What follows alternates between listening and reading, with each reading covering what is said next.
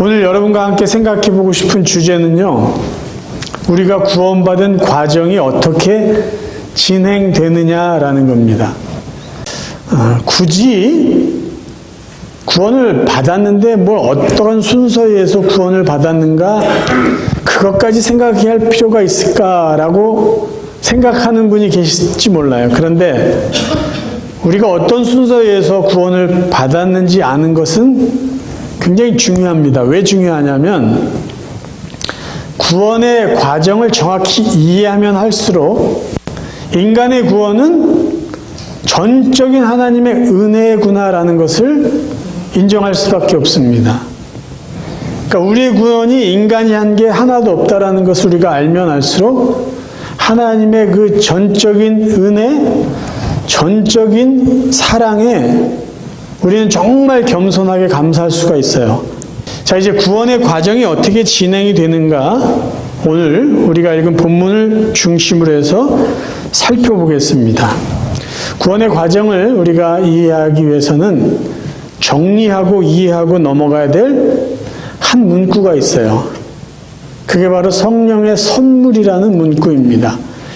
오늘 우리가 읽은 2장 38절 제가 다시 한번 읽어드리겠습니다.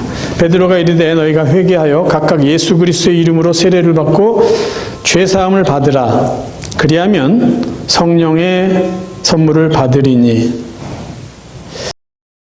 우리가 읽은 이 개역개정 성경에는요, 예수의 이름으로 세례를 받고 죄사함을 받으면 성령의 선물을 받을 것이다라고 말해주고 있습니다. 그런데 저희들이 오랫동안 사용해왔던 개역 한글 성경에 보면은요, 성령의 선물이 아니라 성령을 선물로 받으리라고 기록이 되어 있어요. 그래서 많은 한국교회 성도들은요, 구원의 과정을 오해하고 왔습니다. 성령의 선물과 성령을 선물로라는 것은요, 굉장한 의미의 차이가 있기 때문이에요. 개역 한글의 내용대로 회개하여 각각 예수의 이름으로 세례를 받고 죄사함을 얻으라. 그리하면 성령을 선물로 받게 된다면, 이렇게 이해한다면 구원의 최종 결정은 인간에게 있게 됩니다. 왜냐? 저희들이 그동안 살펴보았듯이요, 성령이 아니하고는 그 누구도 예수를 주라고 고백할 수가 없습니다. 그러니까 성령이 우리와 함께 하시기 때문에 우리의 신앙 고백이 온전할 수 있는 거예요. 더 정확하게 표현하면 성령이 우리 안에 계시기 때문에 내가 예수를 그리스도다, 예수를 나의 구주라고 고백하고 믿을 수 있게 된다는 거죠. 로마서 8장 16절에도 성령이 우리 안에 있어야 우리가 하나님의 자녀라는 것을 그분이 친히 증거해 주십니다. 그러니까 우리 안에 성령이 있기 전에는요, 우리에게 온전한 믿음을 가질 수가 없습니다. 그런데 만약에 성령을 선물로, 그러니까 우리가 예수를 그리스도로 고백하게 하는 그 믿음을 주시는 성령을 우리가 예수를 믿고 회개를 하고 세례를 받은 다음에 받게 된다면 우리가 성령을 받는 그 일을 내가 하게 된다는 것이에요. 성령이 주셔서 내가 저런 고백을 하게 되는 것이 아니라 내가 믿었고 세례도 받고 해서 성령을 하나님께서 선물로 주시는 그런 순서가 되게 된다는 것이죠. 제가 이 하나의 조사 때문에 많은 생각들을 했어요. 그래서 이 원문을 어떻게 영어 성경에서는 또 한글 성경에서는 번역해주고 있을까 찾아보았습니다. 영어 성경 10권을 제가 비교해봤어요. 10권 중에 9권은 성령의 선물, 성령께서 주시는 은사, 선물로 해석을 했고 번역을 해줬고요. 10권 중에 한 권, 굿뉴스 바이블만 성령을 선물로, 하나님께서 선물로 성령을 주신다, 이런 식의 번역을 했습니다. 한글 성경은 어땠을까요? 제가 비교한 10권의 한글 번역본 중에 3권은 성령의 선물을 받게 된다라고 성령의로 번역을 했습니다. 그리고 나머지 7권은 성령을 선물로 번역해 놓았어요. 근데 저는 성경에 있는 다른 구절과 믿음으로 구원을 얻는다는 그 진리를 근거로 해서 봤을 때 이 부분은 잘못된 번역이라고 확신을 합니다. 올바른 번역은 무엇일까요? 성령의 선물을 받게 된다는 거죠.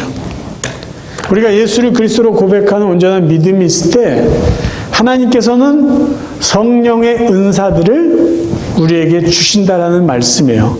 그래서 지금 베드로가 사람들에게 이야기한 거, 너희들이 예수 그리스도를 믿고 죄사함 받고 세례를 받고 나면 하나님께서는 성령의 은사들을 너희들에게 줄 것이다 라는 말씀이라는 거예요. 이제 여러분 성령 세례와 성령 충만을 한번 비교해 보겠습니다. 자, 이제 성령 충만과 성령 세례는 어떤 차이가 있을까요? 다시 본문으로 돌아가 보겠습니다. 본문에서 베드로의 설교를 듣는 사람들은 성령 충만을 직접 경험한 당사자들이 아닙니다. 성령 충만을 경험한 사람들은 마가의 다락방에 모여서 기도했던 120여 명이죠. 그들에게 성령의 충만이 부어지자 그들이 방언을 하고 하나님이 하셨던 큰 일, 예수 그리스도께서 하신 그 일을 큰 소리로 고백했어요. 그러니까 오순절 그 민족의 절기를 지키러 모였던 여러 사람들이 어디선가 이상한 말소리가 들리고 자기들의 고향 언어로 무언가 소리가 들리는 것이 신기해서 베드로와 성령 충만을 함께 경험한 사람들에게 모여들었던 거예요. 그러니까 성령 충만을 경험한 사람은 베드로와 함께 기도했던 사람들이지 그곳에 모여있던 수많은 사람들이 아니라는 겁니다. 그래서 베드로가, 성령 충만해진 베드로가 그 사람들에게 이야기를 하는 거죠. 너희들이 죽인 예수를 하나님이 다시 살리셨다. 복음에 대한 말씀을 전하자 그들에게 찔림이 옵니다. 이게 바로 성령 세례 사건이에요. 성령이 사람들에게 임할 때는 대부분 하나님의 살아계신 말씀을 통해서 임합니다. 그러니까 그들이 말씀을 통해서 성령이 임하자 마음에 찔려요. 내가 죄인이라는 것을 깨달아요. 예수가 나를 위해 죽으셨구나. 하나님이 그분을 살리셨구나. 복음을 알게 되고 믿게 됩니다. 그 다음에 그들에게 나타나는 것이 세례죠. 그리고 그들의 삶을 통해서 하나님께서 성령의 은사를 선물로 주시는 겁니다. 성령 충만을 받은 사람들은, 다시 정리해요. 마가의 다락방에 모여서 성령 충만을 경험한 사람들은 성령 충만을 통해서 구원받은 사람들이 아니고 이미 예수를 그리스도로 믿는 구원받은 사람들이에요. 이미 하나님이 그들을 하나님의 백성으로, 하나님의 제자로 부르시고 선택한 사람들입니다. 그러니까 성령 세례와 성령 충만은 분명히 다른 거예요. 만약에 성령 충만을 통해서 구원을 얻는다, 그렇게 우리가 이해를 한다면 마가의 다락방에서 모여서 기도했던 그 사람들은 성령 충만하기 전에 구원받지 못한 사람이 됩니다. 그러나 이미 그들은 성령이 그들과 함께함으로 하나님의 은혜로 구원받았던 사람들이에요. 그들에게 성령이 충만하게 임했던 것이죠. 성령 세례는 무엇일까요? 성령이 사람들에게 임해서 예수를 그리스도로 믿게 해주는 구원의 사건이고요. 성령 충만은 성령 세례 받아서 구원받은 사람들에게 하나님께서 하나님의 일을 더 잘할 수 있도록, 복음을 잘 전하고 교회의 덕을 세우고 하나님이 기뻐하시려 할 수 있도록 은사로 주시는 하나의 사건입니다. 성령 충만을 통해서 구원받는 게 아니라 성령이 임함으로 구원을 받고 구원받은 사람들이 하나님의 뜻을 더 잘하기 위해서 하나님이 선물로 주시는 것, 그런 어떤 현상이 성령 충만이에요. 그래서 방언을 받았다. 방언은 성령의 은사인데 은사를 받은 것이 내가 구원받았다는 것을 증명하는 것이 아니라 내가 구원받았다는 것을 증명하는 것은 성령이 내 안에서 내가 하나님의 자녀다. 나는 예수를 구주로 그리스도로 믿는다. 라는 이 믿음의 고백이 내가 구원받은 것을 증거하는 것이고 성령이 나와 함께 한다는 것을 증명하는 것이고 그것이 내가 구원받았다는 것을 확인하는 방법이에요. 구원의 과정을 다시 한번 제가 정리를 합니다. 첫 번째는요, 성령 세례예요. 왜 이것을 우리가 기억해야 되고 정확하게 이해해야 되느냐? 구원의 시작은 하나님이 하신 거기 때문이에요. 그러니까 하나님께서 성령 우리에게 부어주셨기 때문에 내가 구원받은 것이지, 내가 믿었기 때문에, 내가 뭘 믿어주었기 때문에, 아니면 내가 하나님이 원하시는 어떤 일을 했기 때문에 구원받은 것이 아니라는 것이에요. 전에도 여러분과 함께 나눴던 말씀이에요. 현대어 성경입니다. 에베소서 2장 8절. 여러분이 그리스도를 믿음으로 구원받은 것은 순전히 하나님의 은혜입니다. 여러분이 그리스도를 믿게 된 것조차도 여러분의 자발적인 의지로 된 것이 아니라 하나님께서 주신 선물인 것입니다. 내가 믿고 싶어서 믿은 게 아니에요. 누군가가 여러분에게 와서 예수 믿으세요. 그럼 죄 용서받고 천국 갑니다. 믿으세요. 믿으세요. 하도 와서 귀찮게 해서 여러분이 믿어준 거 그거 절대 아니거든요. 여러분에게 성령이 임했기 때문이에요.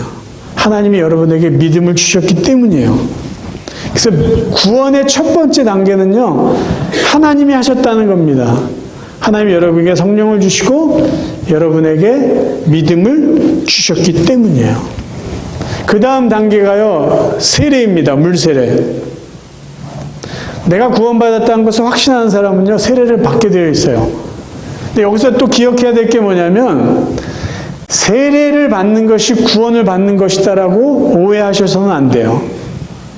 세례는 구원받은 사람이 믿음으로 고백하는 의식입니다. 근데 이 물세례가 굉장히 중요한 의미를 담고 있는데요. 왜 중요하냐면, 내가 예수를 그리스도로 믿어서 내가 하나님의 자녀가 되었다라는 것을 사람들 앞에서 공적으로 시인하는 것이기 때문에 중요해요.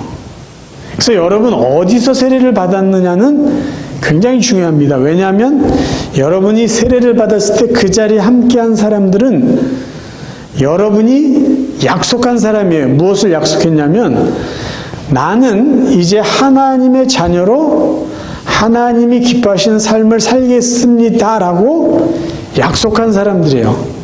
그러니까 내 신앙을 많은 사람들에게 공개적으로 시인하고 동시에 그 사람들 앞에서, 그리고 하나님 앞에서 나는 하나님의 자녀답게 살겠습니다. 이전에 예수 안 믿었을 때 생각했던 생각이나 그런 삶을 살지 않고 이제 하나님이 원하시는 삶을 살겠습니다라고 약속하는 것, 공적으로 나의 믿음을 고백하고 하나님 뜻대로 살겠다고 약속하는 것이 세례이기 때문에 세례도 굉장히 중요하다는 것이에요. 그리고 굳이 다음 단계를 나눈다면 이제 성령 충만의 단계이죠. 성령 세례를 받고 믿음의 고백을 하고 사람들 앞에서 내 신앙을 공개적으로 시인하고 하나님 뜻대로 살겠습니다라고 약속한 다음에 신앙생활을 하다가 성령의 그 기운과 능력이 우리를 충분하게 지배할 때 우리에게 은사도 나타나고 우리에게 기쁨도 있고 우리에게 고난도 넉넉히 이겨나갈 수 있는 그러한 믿음의 삶을 살게 되는 것이죠. 그래서 성령 세례는 오직 한 번만 필요한 거예요. 성령 우리에게 임해서 믿음을 주시는 것. 그러나 성령 충만은 수시로 우리에게 필요합니다. 왜냐하면 신앙생활 하다 보면은요, 우리가 늘 기뻐할 수밖에 없어요. 어렵고 힘든 상황이 닥칩니다. 어떨 때는 우리의 믿음이 흔들릴 때도 있어요. 그럴 때 성령이 우리에게 다가오셔서 우리를 충분히 다스리시고 지배해 주실 때 우리가 또 새 힘을 얻고 믿음으로 승리하게 될 수 있기 때문입니다. 그래서 저희들은요, 성령 세례를 더 이상 사모할 필요가 없어요. 성령 충만을 사모하고 성령님 우리 안에 더 강하게 역사하여 주옵소서. 저의 생각이 아니라 성령의 능력과 생각대로 살게 해 주옵소서. 우린 이렇게 기도하고 성령 충만함을 추구하면서 살아야 됩니다. 그런데요, 사도행전을 조금 읽어본 사람들이라면 제가 지금 말씀드린 이 순서와 맞지 않은 그런 내용이 기록되어 있다는 것을 여러분 아실 거예요. 그건 어느 부분에 나오냐면요, 사도행전 8장에 보면은요, 성령 세례가 예수를 믿고 구원의 믿음의 고백을 한 다음에 나타났던 일이 나옵니다. 먼저 본문을 읽고 제가 설명을 드릴게요. 빌립이 사마리아 지역에 가서 복음을 전했을 때 나타났던 일입니다. 8장 12절부터 읽어드립니다. 빌립이 하나님 나라와 및 예수 그리스도의 이름에 관하여 전도함을 그들이 믿고 남녀가 다 세례를 받으니 시몬도 믿고 세례를 받은 후에 전심으로 빌립을 따라다니며 그 나타나는 표적과 큰 권능을 보고 놀라니라. 예루살렘에 있는 사도들이 사마리아도 하나님의 말씀을 받았다함을 듣고 베드로와 요한을 보내매 그들이 내려가서 그들을 위하여 성령 받기를 기도하니 이는 아직 한 사람에게도 성령 내리신 일이 없고 오직 주 예수 이름으로 세례만 받을 뿐이더라. 이에 두 사도가 그들에게 안수하며 성령을 받는지라. 이 부분을 우리가 어떻게 이해해야 될까요? 아니 이쪽에서는 성령을 먼저 받아서 이렇게 믿음의 고백을 해서 나중에 성령 충만 받는 것처럼 이야기를 하고 8장에 가서는 믿고 세례 다 받은 다음에 나중에 사도들이 와서 기도해 주니까 성령을 받게 되고, 그럼 앞뒤가 안 맞는 이야기 아닙니까? 이 부분을 우리는 어떻게 이해하고 어떻게 설명해야 될까요? 여러분, 이 사마리아 사람들이 복음을 듣고 예수를 믿었다는 것은요, 사실 굉장히 중요한 일이에요. 유대인들이 봤을 때는 혁명적인 일과도 같습니다.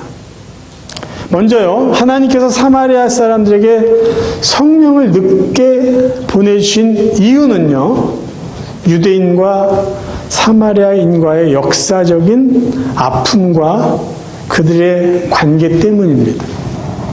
유대인들은 사마리아 사람을 사람으로 여기질 않았어요. 경멸을 합니다. 마주치려고 하지도 않고요, 밥을 같이 먹는다는 것은 상상할 수도 없는 일이에요. 왜 그런지 여러분 아시잖아요. 그렇죠? 아수르가 북이스라엘을 점령했을 때 그때의 수도였던 사마리아에 아수르 사람들을 거기서 와서 살게 하죠.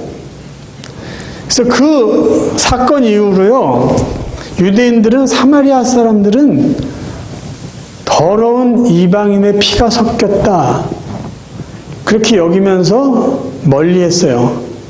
그리고 그들은 점차적으로 하나님이 유대인만을 위한 하나님이기 때문에 이방인의 피가 섞인 사마리아 사람들은 하나님의 구원의 대상이 아니다라고 여겨왔습니다. 그런 관계가 꽤 오래 지속되어 왔어요. 그런데 지금 무슨 사건이 벌어졌냐 하면 사마리아 사람들이 예수를 구주로 믿고 하나님의 백성이 됐어요. 놀라운 일이 벌어졌죠. 그런데 만약에 여러분 가정해 보세요. 사마리아 사람에게 성령이 임하고 예수를 믿고 거기서 능력들이 나타납니다. 근데 그 이야기를 유대인들이 들었다고 생각해 봅시다. 그걸 정말 기쁘게 인정할 수 있었을까요? 그들의 고정관념으로는 거의 불가능한 일이죠. 이 부분을 존 스토트 목사님이 이렇게 해석을 해줍니다. 먼저 그분이 칼빈의 말을 인용해요. 사마리아 사람들의 회심은 마치 이방인을 부르신 것의 첫 열매와도 같은 것이다. 그 칼빈의 말을 인용하면서 이런 이야기를 합니다.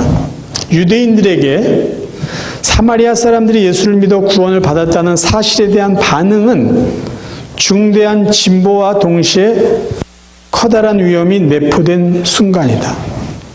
그러니까 제가 유대인이에요. 사마리아 사람을 그토록 경멸하는 유대인인데 사마리아 사람이 복음을 듣고 예수를 믿고 하나의 백성이 됐다는 소식을 들었을 때 어떻게 반응하느냐는 굉장히 중요한 거죠.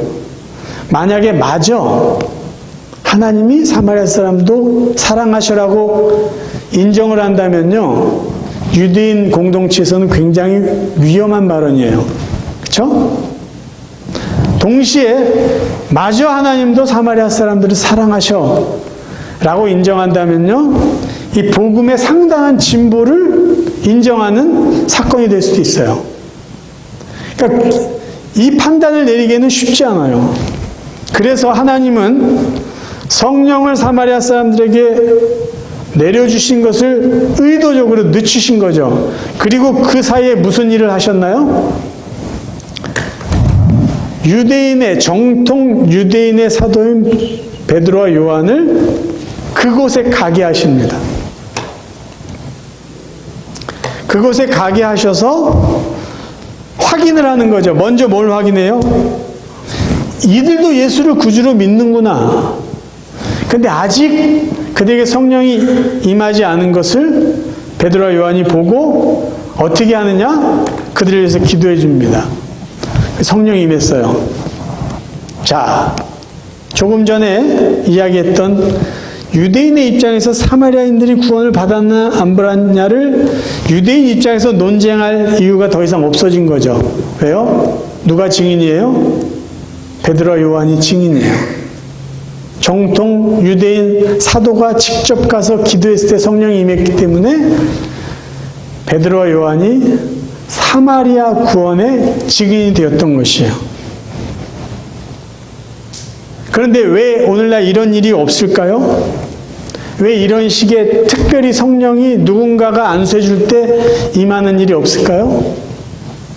오늘날엔 더 이상 이런 일이 필요 없습니다. 유일한 한 번은 있을 수 있지만 더 이상 필요치 않은 일이에요. 왜? 더 이상 사마리아인도 유대인도 없거든요. 하나님 안에서 남자도 여자도 없거든요. 종도 주인도 없어졌거든요. 그리고 오늘날에는 그 시대처럼 사도도 다 사라졌기 때문에 내가 기도해 줘야만이 당신이 성령을 받고 당신이 구원받아, 이런 일은 더 이상 있을 수가 없습니다. 혹 잘못된 신앙을 갖고 이단의 위험에 빠진 누군가가 내가 기도해 줘야만 성령이 임한다, 그렇게 잘못 말하는 사람도 있을지 몰라요. 그런데 오늘날에는 더 이상 사마리아인도 유대인도 없습니다. 기도해 줘야만 성령이 임하는 사도도 없는, 모두가 다 기도할 때 성령 충만을 받을 수 있는 시대가 되었기 때문에 더 이상 이런 일은 우리에게 나타나지 않게 된다는 것이에요. 사도행전 10장에 보면은 성령 세례와 성령 충만을 동시에 받은 사건이 나옵니다. 근데 어쨌든 정리하겠습니다. 하나님께서 그 누군가를 통해서 복음을 선포할 때 하나의 말씀과 함께 성령은 임합니다. 성령 세례를 받는 것이죠. 그때 성령 세례를 받은 사람에게는 구원의 고백과 구원의 확신이 있어요. 그 다음에 무엇을 해야 됩니까? 세례를 받아야죠. 그리고 신앙생활 하면서 꾸준히 성령 충만을 받아 성령이 주신 은사, 선물을 통해서 우리는 하나님이 기뻐하시기를 해야 되는 사람들이에요. 말씀을 정리하겠습니다. 초대교회 때부터 지금까지 유대인들은 또 율법주의자들은 구원을 받으려면 믿음만 갖고 안 된다고 계속해서 이야기를 해요. 예수를 그리스도로 믿는 믿음 하나 갖고 어떻게 너희들이 죄 용서받고 천국 가겠냐. 하나님의 말씀을 철저히 지켜야 된다라고 강조합니다. 왜 그들이 그렇게 말할까요? 구원의 순서를 잘못 알고 있었기 때문이에요.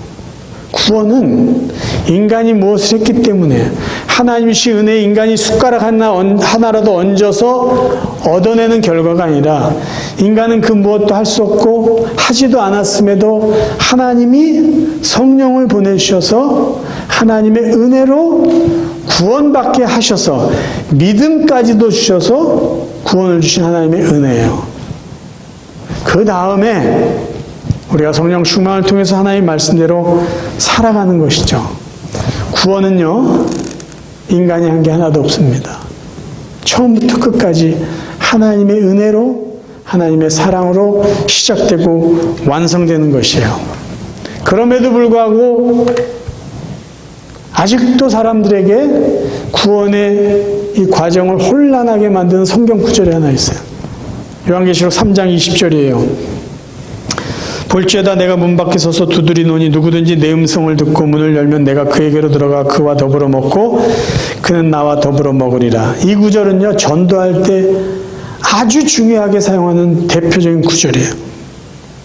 근데 이 구절을 잘 보세요. 그리고 전도할 때 저도 전도훈련을 이 구절로 받았는데 이 구절을 어떻게 사용하냐. 여러분, 지금 예수님이 여러분을 기다리고 있습니다.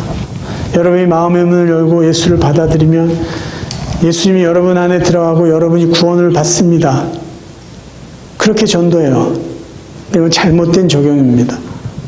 이 구절은요, 라오디게아 교회에 보낸 말씀이에요. 신앙생활 그렇게 뜨뜻미지근하게 하면 안 된다. 뜨겁게 하든지 차갑게 하든지 해라. 그리고 주신 말씀이에요. 이 말은 성도들에게 주신 말씀입니다. 어떤 의미로요? 더 깊은 교제를 예수님과 가져라. 그런 의미로 주신 거예요. 구원을 받기 위해서 안 믿는 사람에게 마음의 문을 열어서 예수를 받으십시오. 근데 그 마음의 문을 문을 여는 건 누가 해야 되냐? 당신이 해야 됩니다. 당신이. 그리고 이 말을 무엇을 가지고 더 확신 있게 말하냐면 그림을 보세요. 어떤 사람인지 이걸 가지고 그림을 그렸잖아요. 예수님이 문 밖에서 기다리고 계시는 그림이에요. 근데 거기 보세요. 손잡이가 없어요. 밖에는 손잡이가 없습니다. 예수님은 그 문을 열 수가 없어요. 손잡이는 안에만 있습니다. 성경에 없는 이야기예요. 그렇죠? 이 구절은요. 이 구절을 만약에 전도에 사용할 때처럼 그렇게 적용하고 해석한다면요. 구원의 열쇠는 누가 갖고 있습니까? 내가 갖고 있어. 내가 문을 열어주면 구원받는 거고요. 문을 열지 않으면 구원받지 못해요. 그거 아니라고요.